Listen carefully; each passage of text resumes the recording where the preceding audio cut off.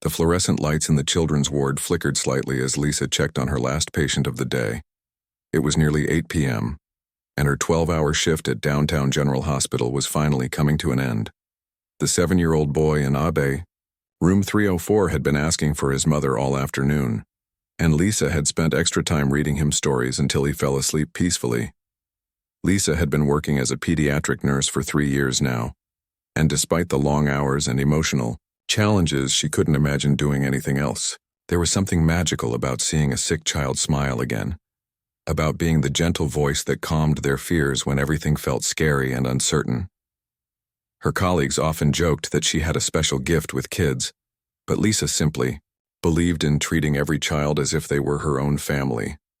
Walking down the hospital corridor, she waved goodbye to the night shift nurses who were just arriving. The evening crew knew her well.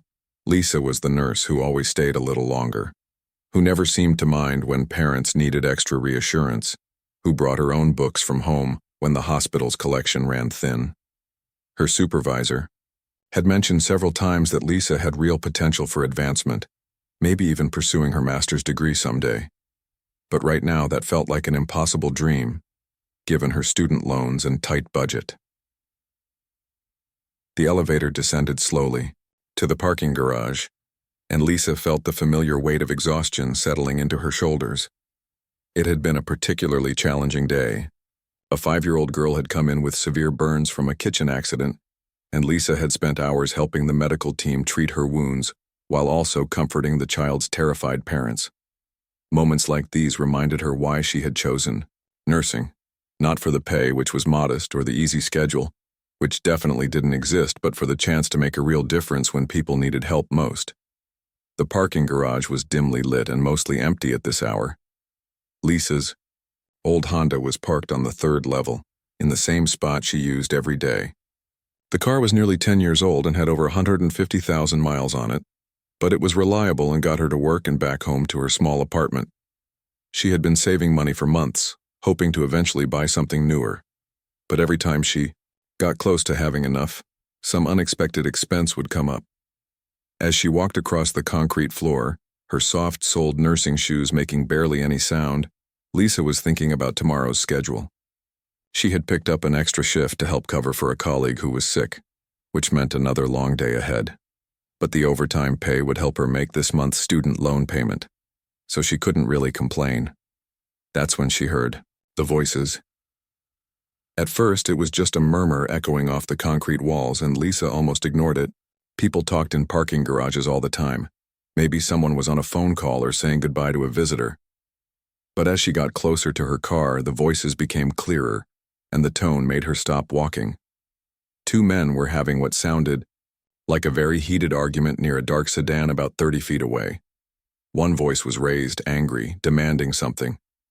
The other voice was calmer but clearly frightened, trying to explain something, pleading almost. Lisa's instincts, honed by years of dealing with medical emergencies, told her something was very wrong. She should have kept walking to her car. She should have minded her own business. That's what most people would have done, and no one would have blamed her for it. But Lisa had spent the last 3 years training herself to run toward problems, not away from them. When a child was crying, she didn't hesitate to help. When a parent was panicking, she stepped in to provide calm guidance. It was just who she had become. Moving quietly closer, trying to stay in the shadows between parked cars, Lisa could see the 2 men more clearly. Now, one was backing away, his hands raised in a gesture that clearly meant he didn't want any trouble. He looked like he was around 30, wearing work clothes, maybe a construction worker or a mechanic based on his boots and jeans. The other man was advancing toward him, and something metallic caught the light from the overhead security lamps. Lisa's heart started beating faster as she realized what she was witnessing. This wasn't just an argument between friends or co-workers. This was something dangerous, and the man with his hands raised looked genuinely terrified. She could hear him saying things like, "You've got the wrong guy and I don't know what you're talking about." But the other man didn't seem to be listening. Every reasonable part of Lisa's brain was screaming at her to turn around, get in her car, and drive away quickly. She could call security from the safety of her vehicle, or better yet, just leave and let someone else deal with whatever this was. She was a small woman, barely 5 feet 4 inches tall, and she had no training in dealing with violent situations. What could she possibly do to help? But then she thought about the 7-year-old boy she had just left sleeping peacefully upstairs. She thought about all the frightened children she had comforted, all the times she had stepped in when someone needed help, even when it wasn't easy or convenient. The man with his hands raised looked terrified, and Lisa couldn't just walk away from someone who needed help. Taking a deep breath, she stepped forward into the light and called out in the calmest voice she could manage, "Is everything okay over there?" The moment the words left her mouth, Lisa knew she had made a terrible mistake. Both men turned toward her voice, and she could see the shock and anger on the aggressor's face. He hadn't expected anyone else to be in the parking garage, and her sudden appearance had clearly startled him. Time seemed to slow down as Lisa watched the man's hand tighten on whatever he was holding. She could see the fear in the other man's eyes as he looked at her, probably wondering why this stranger had just walked into such a dangerous situation.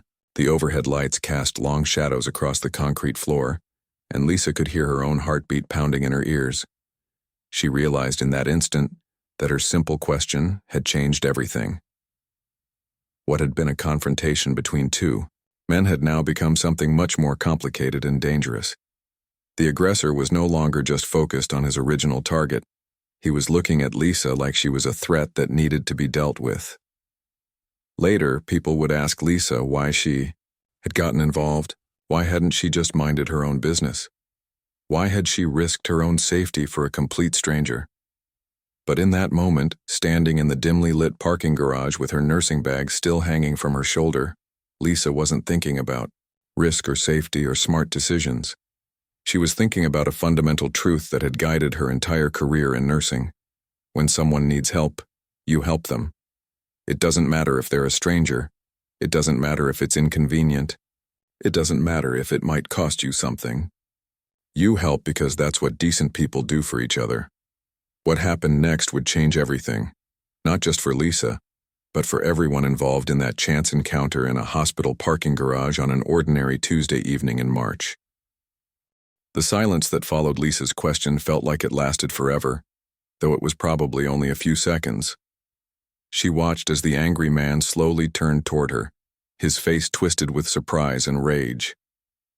In the dim parking garage lighting, she could now clearly see what he was holding, a small handgun that caught the reflection of the overhead security lights.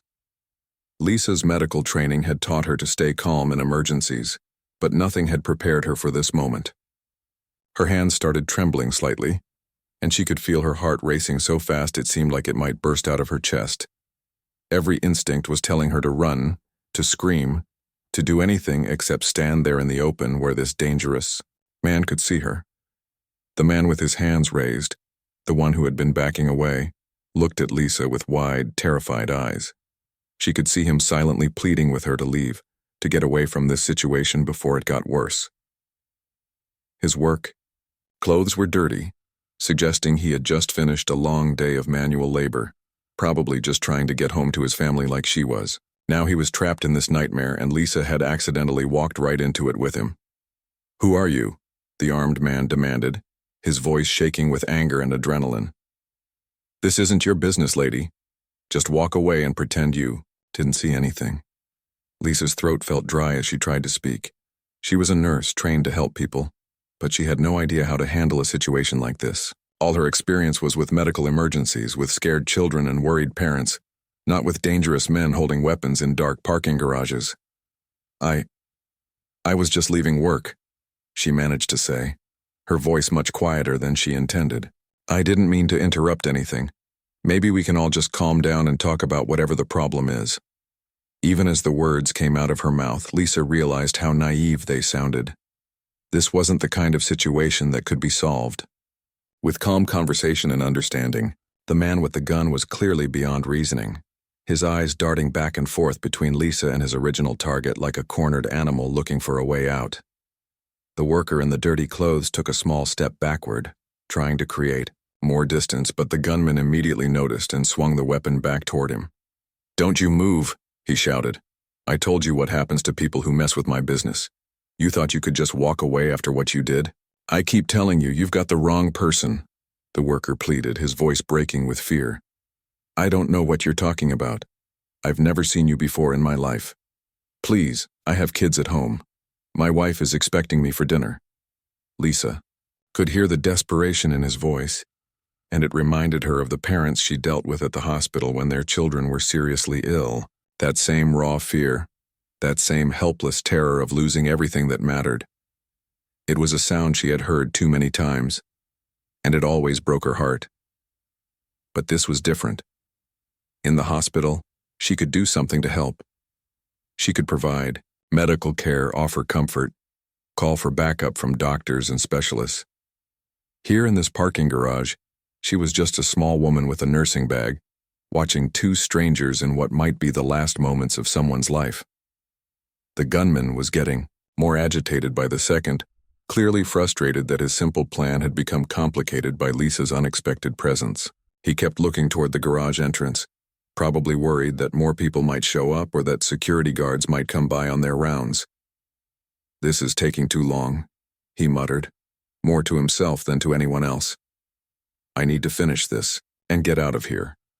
Lisa saw his grip tighten on the weapon, saw the determination settling into his features, and suddenly realized what was about to happen. Time seemed to slow down as she watched him raise the gun, pointing it directly at the chest of the terrified worker, who had done nothing wrong except be in the wrong place at the wrong time. In that frozen moment, Lisa thought about everything that had led her to this point. She thought about why she had become a nurse in the first place, not for money or prestige, but because she genuinely wanted to help people. She thought about all the times she had worked extra shifts, all the times she had stayed late to comfort a scared child, all the moments when she had put someone else's needs before her own comfort. She thought about the worker's family waiting for him at home, about children who would grow up without their father, about a wife who would spend the rest of her life wondering what happened to her husband. She thought about how unfair it was that someone's life could end over a case of mistaken identity in a hospital parking garage. Most of all, she thought about a choice that every person faces at some point in their life. The choice between safety and doing what's right, between protecting yourself and protecting others, between being a bystander and being someone who acts when action is needed. Lisa had spent 3 years learning to make split-second decisions under pressure. When a child stopped breathing, she didn't hesitate. When a parent collapsed from stress and exhaustion, she immediately stepped in to help. When someone needed her, she responded without thinking about the personal cost or inconvenience. And now, watching a gun being pointed at an innocent man's chest, Lisa made the same kind of instinctive decision she had been making every day at work. She didn't think about her own safety or the fact that she might get hurt. She didn't consider whether it was smart or reasonable or likely to succeed. She just saw someone who needed help, and she acted. Without any conscious plan or strategy, Lisa lunged forward toward the worker, just as she heard the sharp crack of the gunshot echoing off the concrete walls of the parking garage. The sound was louder than she had expected, a harsh bang that seemed to come from everywhere at once. She felt herself colliding with the worker, both of them tumbling to the cold concrete floor in a tangle of arms and legs. For a moment, she wasn't sure what had happened or whether anyone had been hurt. Her ears were ringing from the gunshot, and she could smell the sharp scent of gunpowder in the air. Then she felt the burning sensation in her upper chest, just below her left shoulder, and realized with a strange sense of calm that she had been shot. The bullet that had been meant for the innocent worker had found her instead. She had successfully pushed him out of the way, but she had taken his place in the line of fire. Lying on the concrete floor, Lisa could hear footsteps running away as the gunman fled the scene, probably panicking now that his simple plan had gone completely wrong. She could feel warm wetness spreading across her scrubs, and her medical training told her exactly what was happening to her body. The worker was kneeling beside her now, his face filled with shock and guilt and gratitude all mixed together. "Why did you do that?" he whispered, pressing his hands against her wound just like she would have instructed him to do. "You don't even know me. Why would you take a bullet for a complete stranger?" Lisa could feel her strength fading as she lay on the cold concrete floor of the parking garage. The burning pain in her chest was getting worse, but her nursing training kicked in even as she fought to stay conscious. She knew exactly what the worker needed to do to help keep her alive until the ambulance arrived. "Listen to me carefully," she whispered, trying to keep her voice steady despite the pain. "Keep pressure on the wound, right here. Don't let up, even if it seems like too much. Call 911 right now and tell them there's been a shooting at downtown General Hospital parking garage level 3. Tell them the victim is a nurse and she's losing blood fast." The worker's hands were shaking as he pulled out his phone, but he followed her instructions exactly. Lisa could hear him talking to the emergency operator, his voice cracking with emotion as he explained what had happened. While he spoke, he kept one hand pressed firmly against her chest, just like she had told him to do. "They're sending an ambulance," he said after hanging up. "They said it should be here in less than 5 minutes since we're already at a hospital. What else can I do? Please tell me how to help you." Lisa could see the tears in his eyes, the guilt written all across his face. This man who had been a complete stranger just minutes ago was now holding her life in his hands, literally applying pressure to keep her from bleeding out on the parking garage floor. "What's your name?" Lisa asked, partly to keep herself conscious, and partly because she wanted to know who she had saved. "David," he replied. "David Rodriguez. I work construction, and I was just leaving a job site when that crazy guy started following me. He kept saying I owed him money, but I swear I've never seen him before in my life. I think he had me confused with someone else." "Well, David Rodriguez," Lisa said with a weak smile. "I'm Lisa Chen, and I'm glad I was here tonight." David's eyes filled with fresh tears. "Don't say that. You shouldn't be glad about this. You got shot because of me. This is all my fault. If I hadn't been here, if I had just stayed late at work or taken a different route home, none of this would have happened to you." Lisa shook her head, though the movement made her dizzy. "David, listen to me. This isn't your fault. You didn't do anything wrong. You were just in the wrong place at the wrong time, and that man was clearly disturbed. What happened to me was my choice. I saw someone in danger and I acted. That's who I am." The sound of sirens was getting closer now, echoing off the walls of the parking garage. David looked toward the entrance, then back at Lisa. "Why would you do something like that for a stranger? You could have just walked away. You could have called security from a safe distance. Why did you risk your life for someone you don't even know?"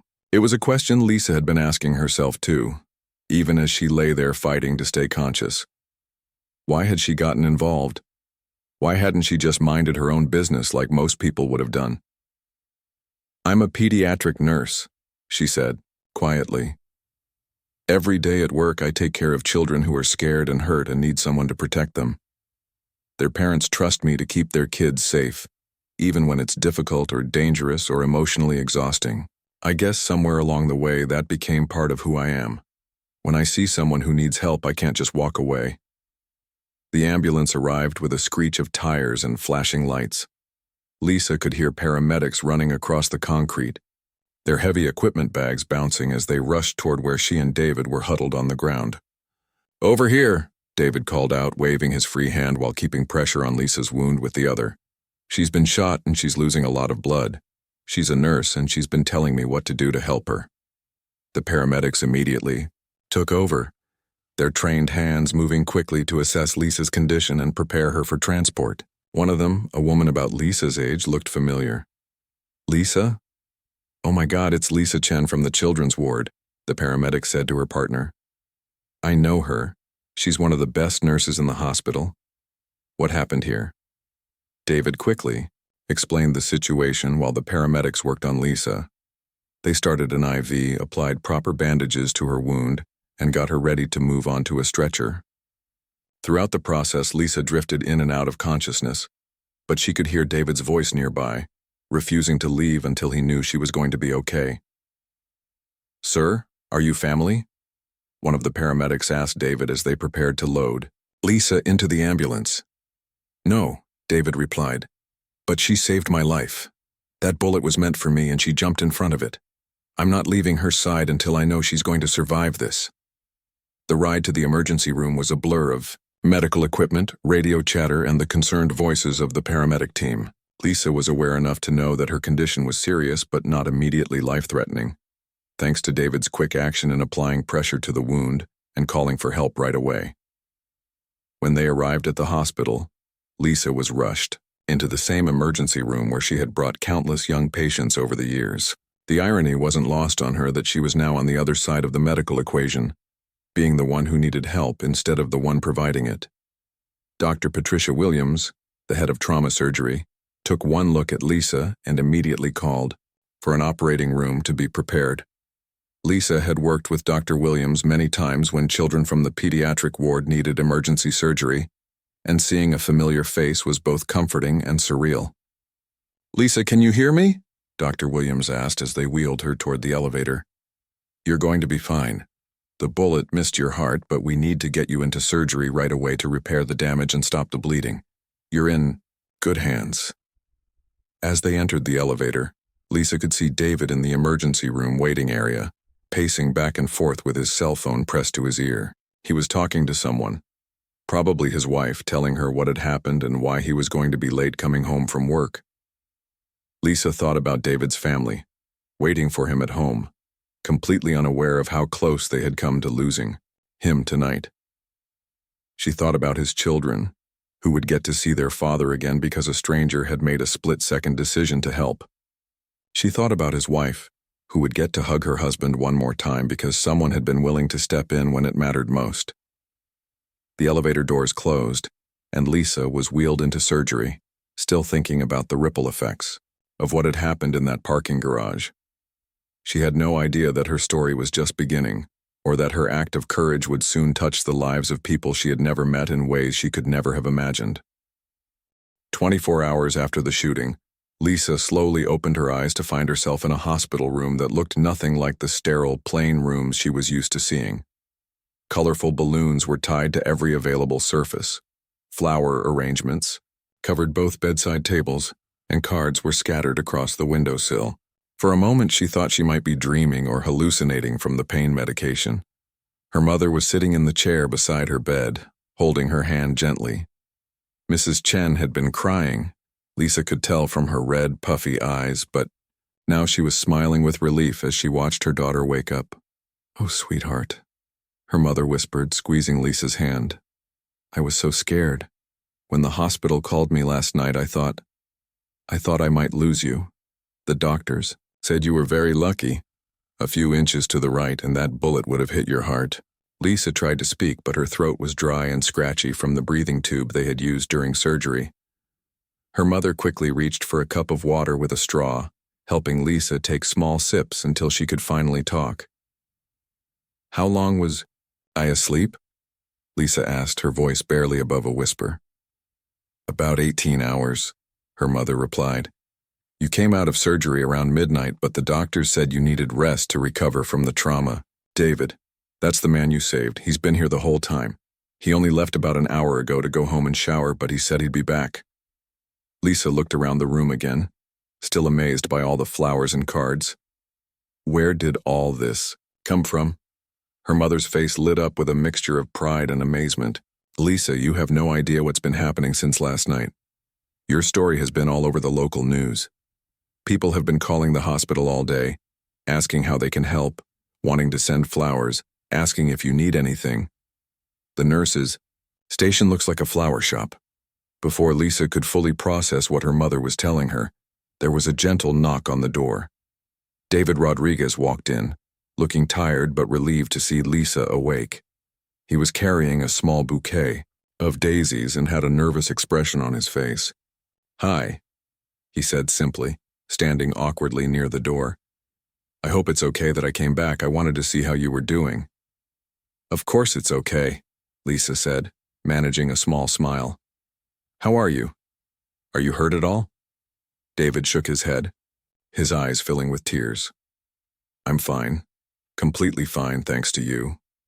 But Lisa, I need you to know something.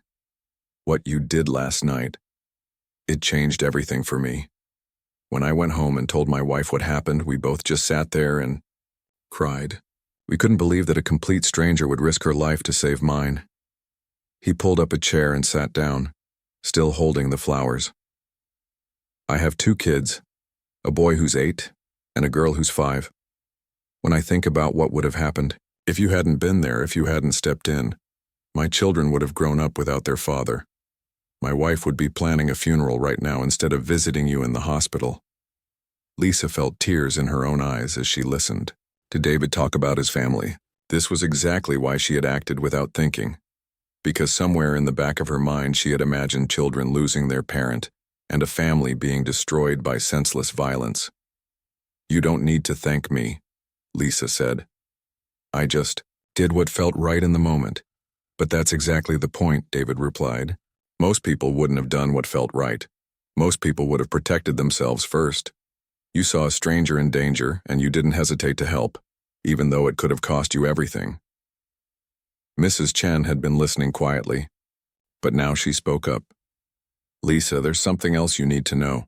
David isn't the only person who's been affected by what you did. Dr. Martinez from Phoenix Children's Hospital came by this morning.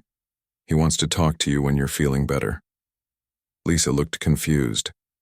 Phoenix Children's Hospital was one of the most prestigious pediatric medical centers in the state, known for having the best doctors and the most advanced treatments for sick children. She had always dreamed of working there someday, but positions were extremely competitive and usually required advanced degrees. "Why would Dr. Martinez want to talk to me?" Lisa asked. David smiled for the first time since entering the room. "Because your story has been everywhere. The local news stations picked it up and it's been shared thousands of times on social media. People are calling you a hero, Lisa. They're inspired by what you did." "I'm not a hero," Lisa protested. "I'm just a nurse who made a quick decision. Anyone would have done the same thing." "No," David said firmly. "Anyone wouldn't have done the same thing. That's what makes what you did so special. Most people would have walked away, called security from a safe distance, or just minded their own business. You put yourself in danger to protect someone you didn't even know." A nurse Lisa recognized from the pediatric ward peeked her head in the door. "Lisa, sorry to interrupt, but there are some reporters downstairs who would like to interview you when you're feeling up to it. And there's a man here who says he's from the mayor's office, plus about a dozen people who just want to thank you personally." Lisa felt overwhelmed. She had expected to wake up, recover from her surgery, and go back to her normal life of long shifts and tight budgets. She hadn't expected to become the center of attention or to have strangers wanting to thank her for doing what seemed like the natural thing to do. "I don't understand why everyone is making such a big deal about this," Lisa said to David and her mother. "I saw someone who needed help, and I helped them. That's what people should do for each other." David leaned forward in his chair. "Lisa, that's exactly why this is such a big deal. Because you're right. That is what people should do for each other. But in today's world, most people don't. Most people are too scared, too busy, or too focused on their own problems to help strangers. What you did reminds everyone of what we could be, of how we should treat each other." Mrs. Chen squeezed her daughter's hand. "Your father would have been so proud of you, Lisa. He always said you had a special heart, that you cared more about other people than most folks care about themselves. I think he would have said that you were just being yourself last night." The door opened again, and Dr. Martinez walked in. He was a distinguished-looking man in his 50s, wearing an expensive suit instead of scrubs. Lisa had seen his picture in medical journals and knew he was considered one of the top pediatric specialists in the country. "Miss Chen," he said with a warm smile, "I'm Dr. Robert Martinez from Phoenix Children's Hospital. I hope you don't mind me stopping by, but I have a proposition that I think might interest you.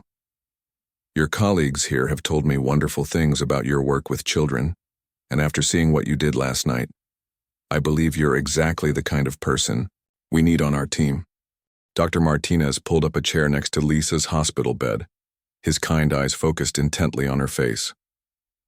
"Miss Chen, I've been following your story since it broke on the news yesterday morning. What you did in that parking garage wasn't just brave. It showed the kind of character that we desperately need in pediatric medicine." Lisa shifted uncomfortably in her bed, still not used to all the attention her actions had brought. "Dr. Martinez, I appreciate you coming to visit me, but I really don't think I did anything that special. I just saw someone who needed help. That's exactly my point, Dr. Martinez replied with a smile. You saw someone in danger and your first instinct was to help, even at great personal risk. That tells me everything I need to know about who you are as a person. Your supervisor here, Dr. Williams, has told me about your work with children, how you always go above and beyond for your patients and their families. David, who had been listening quietly from his chair, nodded enthusiastically. Doctor, you should have seen her last night, even after she was shot. Even while she was bleeding on the concrete floor, she was telling me exactly what to do to help keep her alive. She stayed calm and focused on helping others, even when she was the one who needed help the most. Dr. Martinez leaned forward. Lisa, Phoenix Children's Hospital would like to offer you a full scholarship to complete your master's degree in pediatric nursing. We'll cover all your tuition, books, and living expenses while you study. Upon graduation, you'll have a guaranteed position with us as a pediatric nurse practitioner, with a starting salary that's nearly double what you're making now. Lisa's mother gasped and put her hand over her heart. Lisa herself could hardly believe what she was hearing. Phoenix Children's Hospital was like the Harvard of pediatric medicine. Getting a job there was something she had only dreamed about, never imagining it could actually happen. I don't understand, Lisa said slowly. Why would you offer me something like this? There must be hundreds of nurses with better qualifications, more experience, higher grades in school. Because qualifications and grades can't teach someone to have the courage and compassion you showed in that parking garage, Dr. Martinez explained. We can teach medical procedures and protocols, but we can't teach someone to care deeply enough about others that they'll risk their own life for a stranger. That's something you either have or you don't, and you clearly have it. Before Lisa could respond, there was another knock on the door. David stood up to answer it, and a man in a business suit walked in, carrying a large envelope and wearing a nervous but excited expression. Miss Chen? I'm sorry to interrupt, but I'm Tom Bradley from Bradley Construction Company. I'm David's boss, actually. When David told me what happened, what you did for him, I knew I had to come see you personally. David looked surprised. Mr. Bradley? What are you doing here? Tom Bradley smiled at David, then turned back to Lisa. David Rodriguez is one of my best workers, Miss Chen. He's been with my company for 8 years. He's reliable, honest, and he's got a family that depends on him. When I heard that he could have been killed last night and that you saved his life, I realized that I owe you more than I could ever repay. He handed Lisa the envelope he had been carrying. This contains the deed to a small house about 10 minutes from Phoenix Children's Hospital. It's nothing fancy, but it's fully paid for. I want you to have it as a small way of saying thank you for saving David's life. Lisa stared at the envelope, completely overwhelmed. Mr. Bradley, I can't accept this. It's too much. I didn't save David expecting any kind of reward. I know you didn't, Tom Bradley replied. That's exactly why you deserve it. David has told me that you're a nurse, that you dedicate your life to helping others. From what I understand, you've been struggling to make ends meet, working extra shifts just to pay your student loans. Well, now you don't have to worry about rent or mortgage payments. You can focus on your studies and your career. David was grinning from ear to ear. Lisa, you have to take it. Mr. Bradley has been looking for ways to give back to the community for years. This is perfect. Mrs. Chen was crying happy tears now, overwhelmed by the generosity of these strangers who wanted to help her daughter. Lisa, honey, your father always said that good things happen to good people. Maybe this is the universe's way of rewarding you for your kindness. Dr. Martinez nodded approvingly. This works out perfectly, actually. The house Mr. Bradley is offering is in an excellent neighborhood, very close to our hospital. You'll be able to walk to work once you graduate from the program. Lisa looked around the room at all these people who had become part of her life because of one moment of courage in a parking garage. 24 hours ago, she had been a struggling nurse working extra shifts to pay her bills, driving an old car and living paycheck to paycheck. Now she was being offered opportunities that would change her entire future. There's one more thing, David said, pulling out his phone. Lisa, your story has inspired people all over the city. Look at this. He showed her his phone screen, which displayed a crowdfunding page with her picture and story. People have been donating money to help with your medical bills and recovery expenses. It's already raised over $50,000. Lisa's jaw dropped as she looked at the screen.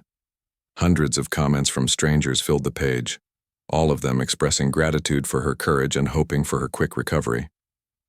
Many of the donors had shared their own stories about times when strangers had helped them, or times when they wished they had been brave enough to help someone else. "I started this page yesterday," David explained. "I wanted to do something to help you since you had done so much for me, but it took on a life of its own. People are sharing it everywhere, saying that your story gives them hope that there are still good people in the world." Dr. Martinez stood up to leave. "Lisa, I'll give you some time to think about our offer, but I hope you'll say yes. The world needs more nurses like you, and Phoenix Children's Hospital would be honored to have you on our team." After he left, Lisa sat quietly for a moment, trying to process everything that had happened. In less than 24 hours, her life had been completely transformed. She had gone from being an unknown nurse struggling to pay her bills to being offered her dream job, a free house, and enough money to cover her medical expenses and more. "David," she said finally, "can I ask you something?" "Anything," he replied. "Do you really think what I did was that special? Because to me it just felt like the right thing to do.